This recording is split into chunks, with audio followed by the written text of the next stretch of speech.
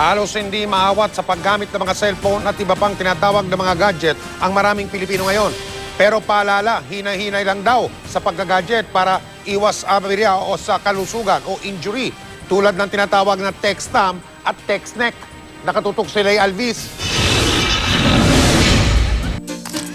Walang duda, napakalaki ng pagbabagong idinulot sa ating buhay ng smartphones at gadgets na may iba't ibang social media applications. Tila hindi kumpleto ang araw kung hindi mo man lang ma-check ang mga nag-like sa post mo sa Facebook, kung ano ang trending sa Twitter, at maka-selfie man lang sa Instagram.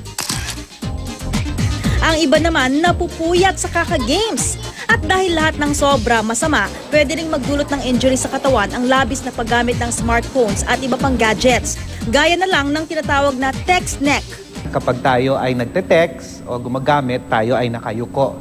At ang palagiang pagyuko o matagalang pagyuko ay nakakaapekto sa ating mga muscle. Ito ay napepuwersa, kaya't ito ay maaaring sumakit, no? Ang sobra-sobra namang pagdut-dut sa cellphone pwedeng magdulot ng text thumb injury. Ang ating mga litid, no? Ang ating mga laman, ang ating mga nerve at ng mga tendon na nasa ating hinlalaki ay kadalasan nagkakaroon ng repetitive strain injury. Ang matagalan ding pagko-computer, masama naman ang epekto sa likod, maging sa mga braso at daliri. Dapat yung height ng table, tsaka height ng ginagamit na silya should also be right, ano?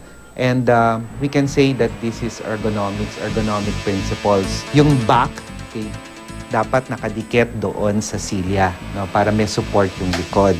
Okay.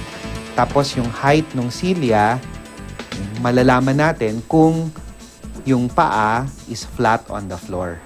So hindi nakabitin, hindi nakahang. No? Kaya naman ang payo ni Doc sa paggamit ng smartphones at iba pang gadgets, dapat hinay-hinay lang at galaw-galaw din pag may time.